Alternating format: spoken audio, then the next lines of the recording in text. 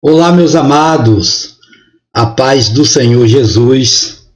Seja bem-vindo ao nosso canal, Alexandre Oliveira, e vamos estar disponibilizando para vocês esse vídeo da EBD, que faz parte do nosso programa semanal da Escola Bíblica Dominical, comentando as lições bíblicas de adultos da CPAD. Estaremos estudando a 7ª lição do terceiro trimestre especial deste ano de 2020, cujo tema geral do trimestre são aí os princípios divinos em tempos de crise, a reconstrução de Jerusalém e o avivamento espiritual como exemplos para os nossos dias. Maravilha! Meu irmão, minha irmã, seja muito bem-vindo. Deus continue abençoando a sua vida, a sua família, a sua casa. E louvamos a Deus por você estar conosco em mais uma ministração da Escola Bíblica Dominical. Se você é novo no nosso canal, por favor, deixe a sua inscrição, acione o sininho para receber as nossas notificações e deixe o like também, é muito importante. Se você já é inscrito, verifique se o sino está ativo, porque senão a gente coloca novos vídeos no canal e você não consegue receber a notificação do YouTube. Então, veja aí se o sino está ativo, se não tiver, acione para receber em primeira mão os novos vídeos do canal. O tema da nossa lição é a lição de número 7. O povo de Deus deve separar-se do mal.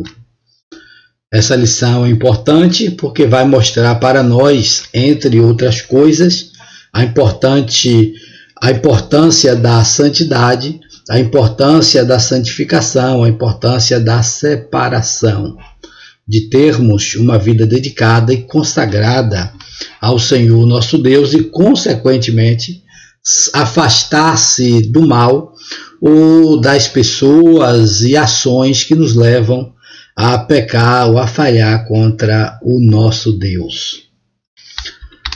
A leitura diária, confere aí na tela, por gentileza, o slide que estamos utilizando é o slide da ebdpanorama.com, do site ebdpanorama.com. Acesse lá, tá? Muito bom site. Veja nessa tela, por gentileza, a leitura diária, que deve ser feito todos os dias da semana, cada dia. Você vai ler um texto citado e a síntese da leitura do dia. A leitura bíblica em classe se encontra em Esdras capítulo 2, versículos 59 ao 62, em Esdras capítulo 4, versículo 2 e 3. Maravilha! Também o capítulo 6, os versículos 2 ao 4. Portanto, dê pausa no vídeo e leia a gloriosa palavra de Deus. O texto áureo desta lição se encontra na segunda carta de Paulo aos Coríntios, capítulo 6, versículo 17. Pelo que sai do meio deles e apartai-vos, diz o Senhor, e não toqueis nada imundo, e eu vos receberei. Maravilha, está aí mais uma vez a ideia de santificação, a ideia de purificação e de apartar ou afastar-se do mal, daquilo que nos afasta do Senhor, daquilo que atrapalha a nossa caminhada cristã, tá? Veja, por exemplo, a verdade prática. O mundanismo na igreja corrompe os bons costumes e extingue a santidade. A igreja tem um padrão ético cristão, a igreja tem um padrão, tem princípios bíblicos estabelecidos pelos profetas do Antigo Testamento e no Novo Testamento pelos apóstolos e pelo nosso Senhor Jesus Cristo. O Senhor Jesus inaugurou uma nova era de princípios cristãos que foram reproduzidos, ensinados pelos apóstolos e também pela primeira geração de pais da igreja.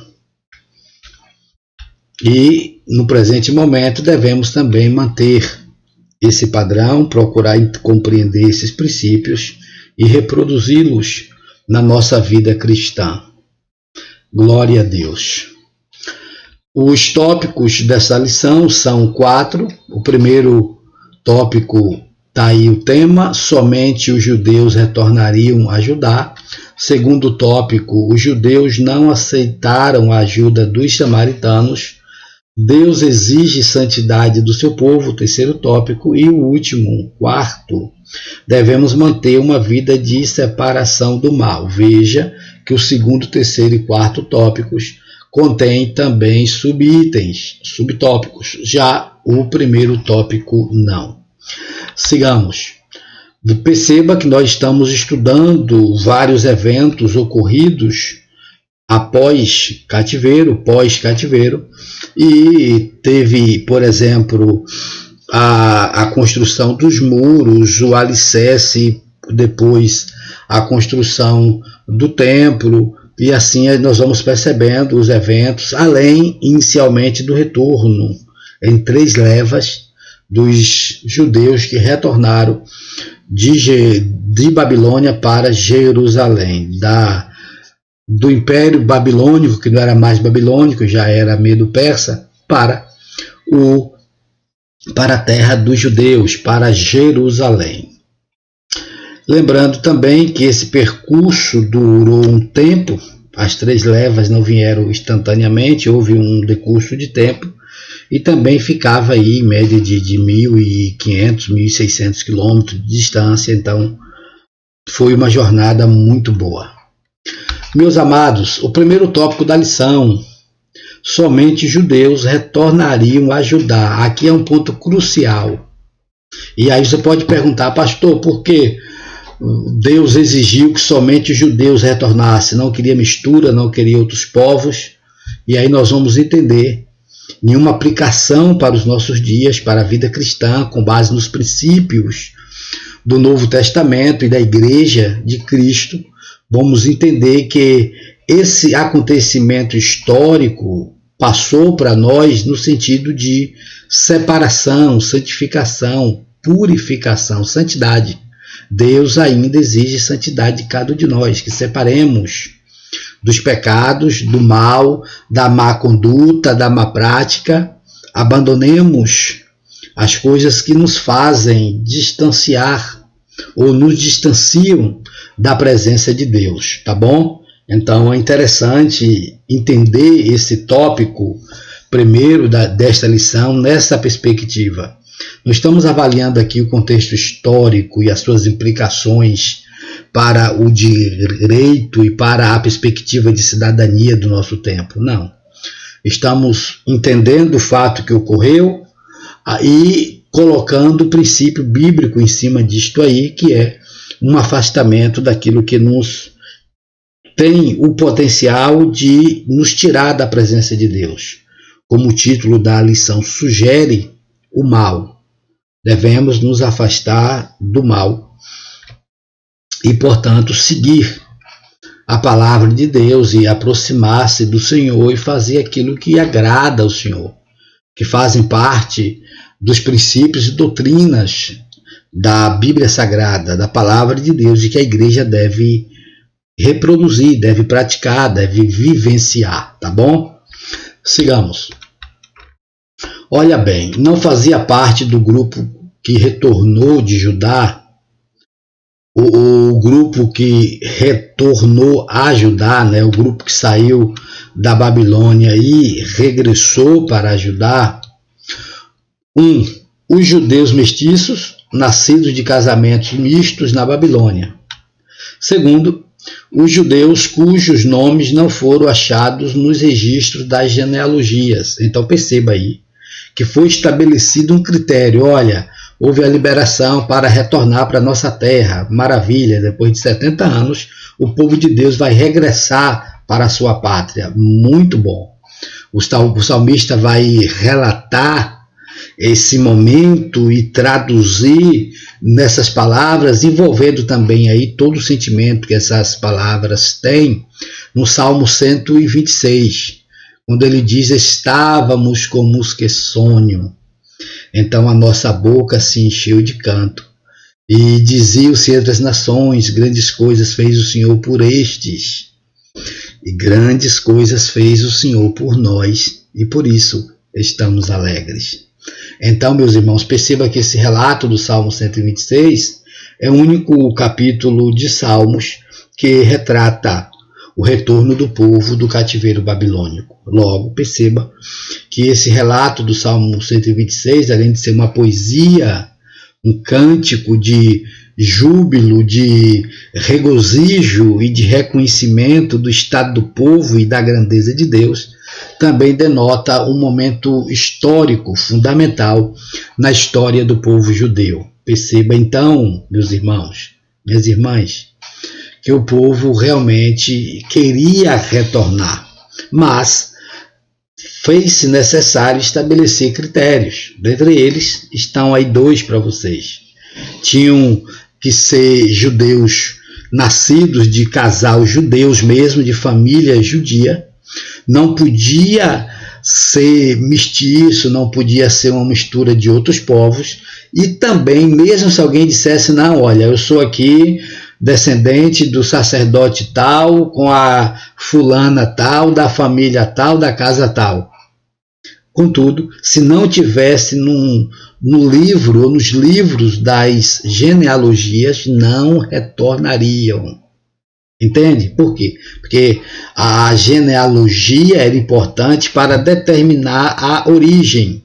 Se veio de família puramente judaica, judia, ou era uma família que havia se misturado com outro povo. Então, fez-se necessário estabelecer esses dois critérios. E isso é interessante demais de entendermos. Perceba o texto que está na tela para vocês aí, Neemias capítulo 13, versículos 27 ao 29, quando Neemias ele chega em Jerusalém, já na cidade do povo de Deus, e mais uma vez aborda essa questão. Por quê? Porque naquela terra, quando eles retornaram para Jerusalém, viviam ali os samaritanos. Vamos tratar deles no tópico 2. Os samaritanos, portanto, queriam dar suas mulheres para casar com os filhos dos judeus, queriam dar os seus filhos para casar com suas filhas, e alguns até fizeram isso, e, portanto, Neemias vai reagir veementemente e vai combater essa prática, essa mistura, porque Neemias partia do princípio de que o povo de Deus era um povo escolhido, eleito, e que não deveria se misturar com outros povos.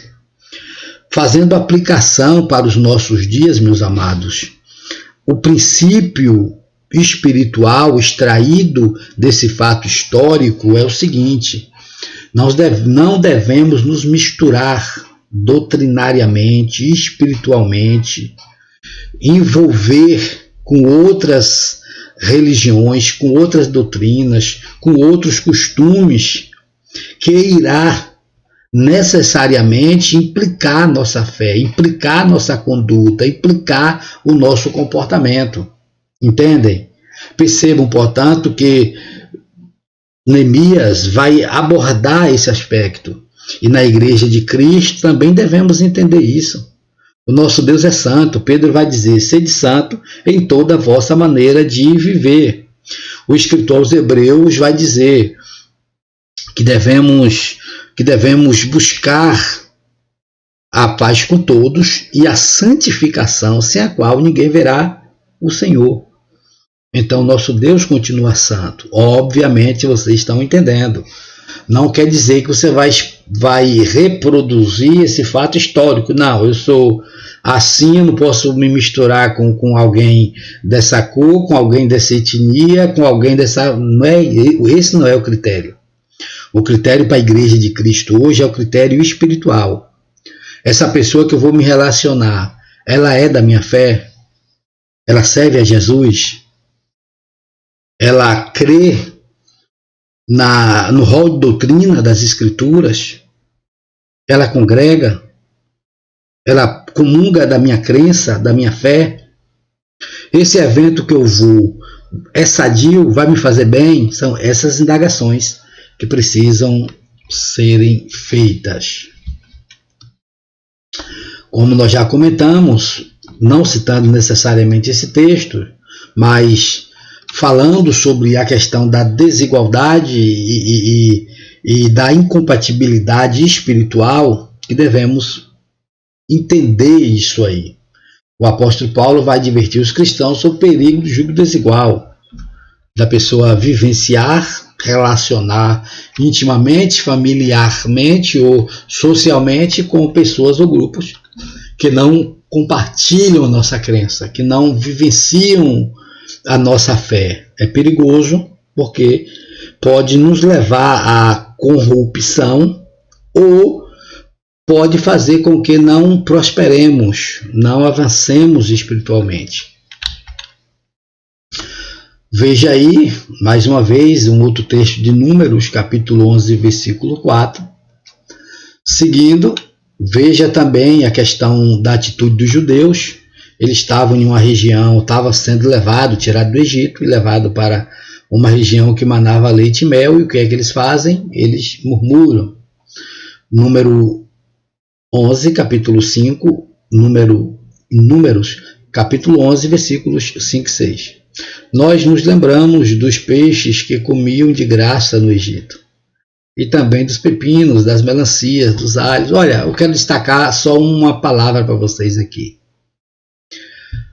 Nós nos lembramos dos peixes que comíamos de graça no Egito. Meus amados, eles eram escravos. Eles eram escravos. Veja a mentalidade desse povo, um povo escravo que achava que estava comendo de graça. E o preço da escravidão? E o preço do trabalho forçado? E o preço de trabalhar sob chibata? E o preço do castigo? E o preço do desprezo, de ser tratado como uma coisa? De ser tratado como uma propriedade? Mas ainda assim, na mentalidade daqueles ex-escravos, mas ainda com espírito de escravos, eles achavam que estavam comendo de graça a pouca comida que eram disponibilizado para eles no Egito. Apenas a gente fazer uma reflexão e destaque sobre isso aí. Pare e pense sobre essa questão. Síntese do tópico 1, vamos para o tópico 2. Os judeus não aceitaram a ajuda dos samaritanos. Está aí no quadro para vocês, na tela, a explicação da origem dos samaritanos e também o desenvolvimento. Depois vocês param e poderão ler os slides, tá? Vou passar o outro slide aqui, vai apresentar para vocês um pouco do desenvolvimento e da construção histórica desse povo chamado samaritano. Agora, o que eu quero comentar com os senhores e as senhoras é justamente esse detalhe aqui. Quando eles retornam para Jerusalém, devido a esse histórico já apresentado nos slides anteriores, eles encontraram lá os samaritanos que tinham influência, que tinham poder, que já estavam ali há mais tempo, que é resultado, dentre outras coisas, uma linha interpretativa, do povoamento que fez o cativeiro do povo do norte, assim chamado povo de Israel, quando foram levados para o cativeiro da Assíria. Tá? Então perceba que a cidade foi povoada, a região foi povoada, e esse povo, houve uma mistura dos judeus com vários outros povos. E o que ocorreu? Daí surgiu novas pessoas, surgiram um novo grupo. Veja, por exemplo, aqui, por ordem do rei da Síria, foram trazidos povos de Babel, de Cutá, de Ava, de Amate, e assim vai. Então houve uma mistura. Quando esse povo chega em Jerusalém, quando esse povo sai da Babilônia e volta para a sua terra, essa terra já está povoada. Tudo bem que os muros estão destruídos, o templo também, mas havia pessoas ali, os samaritanos, e eles tinham uma influência, tinham uma representatividade política, econômica, social, etc. E quando chega, a princípio, Zorobabel, depois Neemias, Esdras, o pessoal chega com respaldo do imperador, chega dentro, investido de legalidade e dentro de um prestígio do rei da época. Eles então procuram se aproximar, procuram oferecer o serviço, dizem também que servem ao Deus dos judeus. Só que havia uma questão, meus amigos. É o que os pentecostais brincam às vezes. Havia ali o espírito do engano. Eles eram a parte judeu de fato. Em parte eles serviam ao Deus dos judeus. Só que em parte. Na outra parte eles eram idólatras. Serviam outros deuses. Faziam outras práticas que rejeitavam e que ia de encontro aos ensinamentos do Deus de Abraão, Isaque e Jacó. Então, o Neemias, e assim aconteceu também com outros, rejeitaram a cooperação e o suposto oferecimento de ajuda. Essa passagem é interessante demais, entendermos aí essa questão. Só que os judeus mantiveram firme no seu posicionamento. E aqueles que fraquejaram foram severamente repreendidos por Neemias. Veja aí, por exemplo, que a palavra de Deus orienta que devemos nos afastar, aqui eu estou falando de princípios do Novo Testamento, que devemos nos afastar daqueles que não têm a sã doutrina, aqueles que têm uma vida irregular, e vai percebendo aí que daqueles também que causam divisões. A palavra de Deus nos orienta a nos afastarmos. Não é que você vai deixar de orar pela pessoa, não é que você vai deixar de falar com ela, de cumprimentá-la, de até conversar algumas coisas, mas não dá para desenvolver uma amizade, um companheirismo, não dá para fazer parte da nossa equipe, de trabalhar no nosso projeto, de desenvolver uma ideia, uma visão que Deus nos deu, porque eles não querem realmente cooperar de coração aberto. Eles querem manter o prestígio, querem manter a popularidade, querem manter sua influência, etc. Sigamos. E vai acontecer a questão dos casamentos, dos envolvimentos, onde haverá, portanto, também uma rejeição por parte de Neemias. Ora, veja que eles queriam oferecer ajuda, não deu. Depois eles sentiram inveja, porque os judeus começaram a prosperar apesar deles. Não é só sem eles, né? Os judeus começaram a prosperar apesar deles. Eles fizeram a cooperação, foi rejeitado. Eles tiveram inveja e depois se declararam inimigos. Então, apesar deles, os judeus prosperaram para a glória de Deus. Síntese do tópico 2, vamos para o tópico 3. Deus exige santidade do seu povo, é isso que nós estamos comentando sempre. É isso que Deus exige. Neemias 6, versículo 16. Por isso, eles conseguiram concluir a construção do templo e reconheceram que Deus fizera esta obra. Houve foco, determinação, objetivo.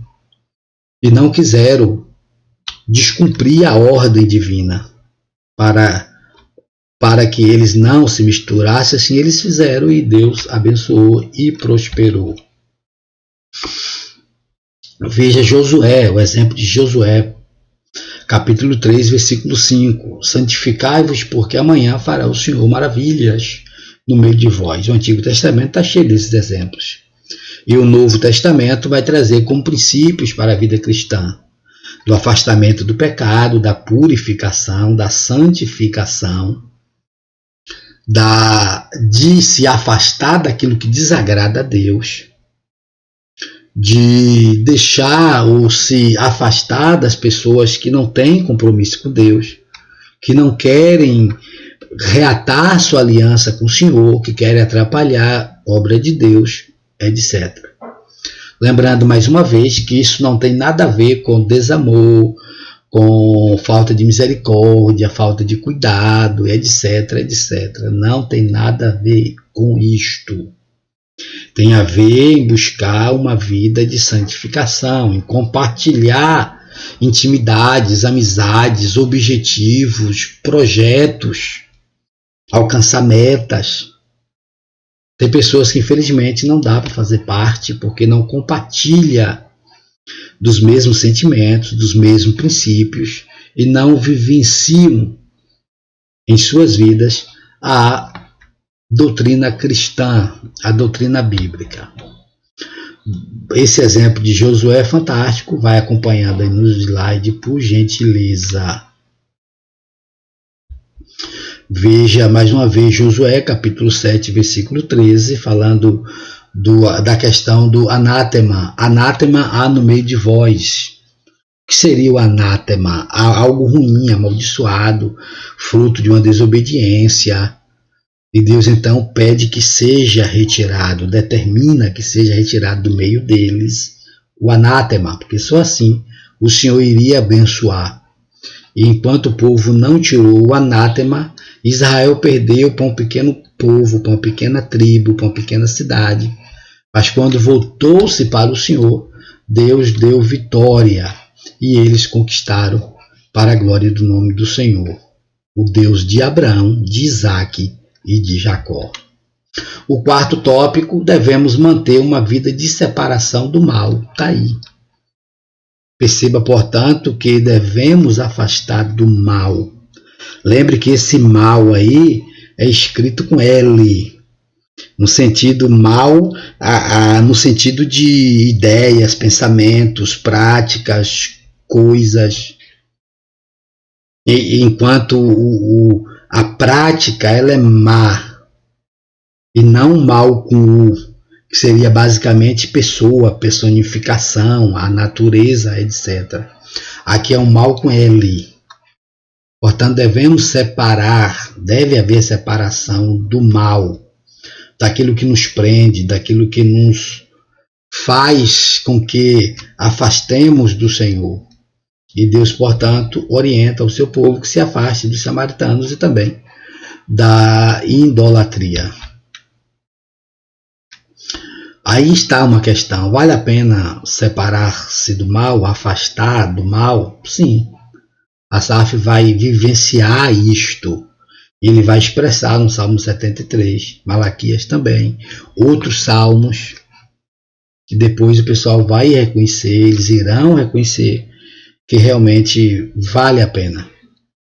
Porque a bênção do Senhor, a graça do Senhor e a vida que o Senhor nos proporciona é muito melhor para aqueles que realmente se afastam do mal. Portanto, afastar-se do mal é viver uma vida conforme a vontade do Senhor. Simples, não é? Viver uma vida conforme a vontade do Senhor. Veja o versículo citado aí para vocês. Poderão acompanhar e ler tranquilamente. Quero só destacar aqui o versículo 3 do capítulo 4 da primeira carta de Paulo aos Tessalonicenses, tá? Então perceba que Paulo vai dizer: esta é a vontade de Deus, a vossa santificação. Veja também que as bênçãos acompanham, bênçãos espirituais. Colossenses capítulo 1, versículo 6 e o versículo 10. 2 Timóteo capítulo 2, versículos 19 ao 21 também. Veja o que diz: o Espírito Santo tem plena liberdade para atuar em suas vidas, e eles tornam-se preparados para serem usados por Deus em sua obra. Aleluia. Meus amados, chegamos ao final da nossa lição muito boa. Dá para a gente meditar na palavra de Deus, crescer com a palavra de Deus e sermos edificados com a palavra de Deus e, como disse, aplicar os princípios espirituais desta história, desta passagem da vida do povo de Deus para a igreja do século 21, para a sua vida, para a sua família, tá?